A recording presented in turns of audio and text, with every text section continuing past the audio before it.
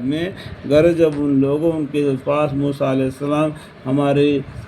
سریح دلیلیں لے کر آئے تو ان لوگوں نے معجزات دیکھ کر کہا کہ یہ تو محض ایک جادو ہے، وہ خواہ خدا تعالیٰ پر افطرا کیا جاتا ہے، اور ہم نے ایسی بات کبھی نہیں سنی کہ ہمارے اگلے باپ داداؤں کے وقت میں بھی وہی ہوئی ہو۔ اور موسیٰ علیہ السلام نے اس کے جواب میں فرمایا کہ میرا پروردگار اس شخص کو خوب جانتا ہے جو صحیح دین اس کے پاس سے لے کر آیا ہے۔ اور انہوں نے کیا کیا، موسیٰ علیہ السلام کو جادوگر کر کے ٹھہرا دیا، لیکن اللہ تعالیٰ بہتر جانتا ہے کون سیدھا راستے پر ہے، کون غلط راستے پر ہے، اور اس کا انجام اس عالم سے اچھا ہونے والا ہے۔ اور بایقین ظالم لوگ کبھی فلاح نہ پائیں گے۔ بایقین اللہ تعالیٰ بولتے ہیں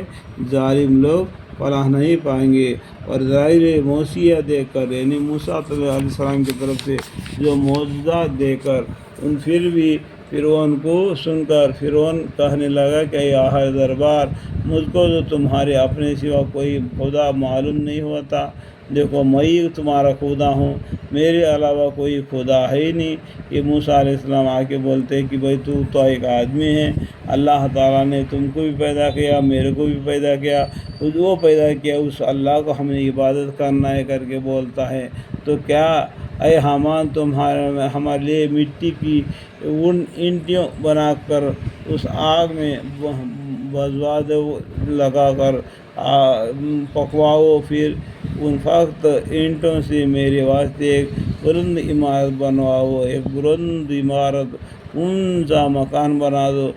تو فرعون اس پر چڑھ کر موسیٰ علیہ السلام کو اللہ جو بولتا ہے نا بادل میں ہے کیا نہیں، اوپر ہے میرا اللہ تعالیٰ بولتے ہیں میں اوپر بادل میں چڑھ کر اس کے اللہ کو میں دیکھوں، بولوں بھالوں، اس طریقے سے اینٹوں بنا دیا۔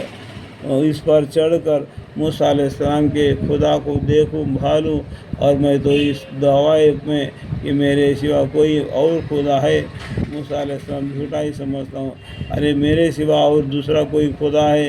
میں وہ دیکھتا ہوں کون ہے وہ میرے سوا خدا۔ اس طریقے سے تم اینٹوں کا میرے لیے ایک لمبا اونچا جیسا قطب مینار ہے کہ جامع مسجد کے اندر بھی ایک مسجد کا یہ ہے، اوپر چڑھ کر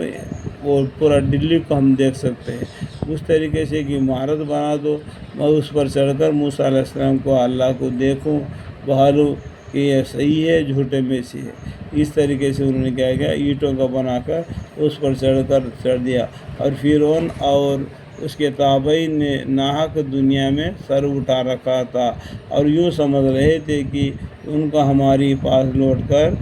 آنا نہیں ہے، ہم ہی خدا ہے، ہمارے علاوہ کوئی خدا نہیں، یہ سب ہم کو عبادت کرے۔ اس طریقے سے شرک میں بھی مبتلا ہو گئے، یہ نہیں مریں گے، ہمیشہ زندہ رہیں گے کیا، ایک دن مر کر ہمارے پاس نہیں آئیں گے تو ہم اس کا حساب لیں گے، اسے وہ بھول گئے۔ تو ہم نے تکبر کی سزا میں اس کو اور اس کے تابعین کو پکڑ کر دریا میں پھینک دیا، تو ان کو کیا کیا دریا میں ڈبا دیا، اور بنی اسرائیل کو دریا سے پار کر دیا، یعنی غرق کر دیا۔ تو دیکھیے ظالموں کا کیا انجام ہوا، یعنی جو ظلم کرتے ہیں ایسے ظالم لوگ ہیں، ان کا کیا انجام ہو گیا آخر میں، تو آپ معلوم ہو گئے۔ اسے آپ عبرت حاصل کرتے ہیں، اللہ کی ذات ایک ہے، اس کی عبادت کرنا چاہیے۔ اور موسیٰ علیہ السلام کے قول و اظہار ہو گیا، اور ہم نے ان لوگوں کو ایسا رئیس بنایا تھا جو لوگوں کو دوزخ کی طرف بلاتے،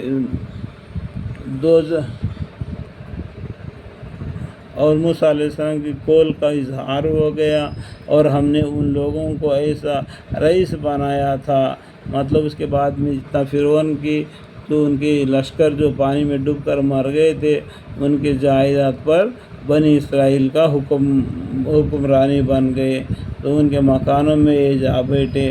جو لوگوں کو دوزخ کے طرف بلاتے رہے تھے۔ وہ کافی لوگ تھے، ان کو اللہ تعالیٰ نے سزا دیا، اور اس واسطے قیامت کے روز ایسے بے حقی رہ جائیں گے، بخشیہ رہ جائیں گے، روز ایسے بے کس رہ جائیں گے کہ کوئی ان کا ساتھ نہ دے گا۔ دنیا میں تو ایسے حرکت کر دیا وہ لوگوں نے، قیامت کے دن ان کا کوئی ساتھ نہیں دے گا۔ اللہ تعالیٰ حساب لینے والا کافی ہے۔ اور یہ لوگ دو عالم میں مبتلا کیے، یعنی یہ لوگ کیا دونوں عالم میں مبتلا ہو گئے،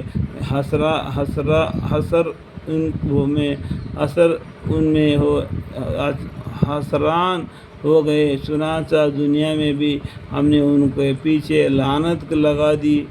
اور قیامت کے دن بھی وہ بدحال لوگوں میں سے ہوں گے جو فرعون اور پھر کے تعاون قیامت کے دن بھی اور دنیا میں بھی سزا پا گئے۔ یہ عبرت کے لیے اللہ تعالیٰ نے اس کا قصے کہانیاں بن کے ہم کو قرآن کے ذریعہ بتلا دیتا ہے، تاکہ ان باتوں کو سن کر سمجھ کر نصیحت حاصل کرے۔ اللہ تعالیٰ اس بیان کے درمیان مجھ سے جو بھی غلطیاں اگر ہو گئے تو اللہ مجھے معاف فرمائے۔ وآخر دعوانا الحمدللہ رب العالمین۔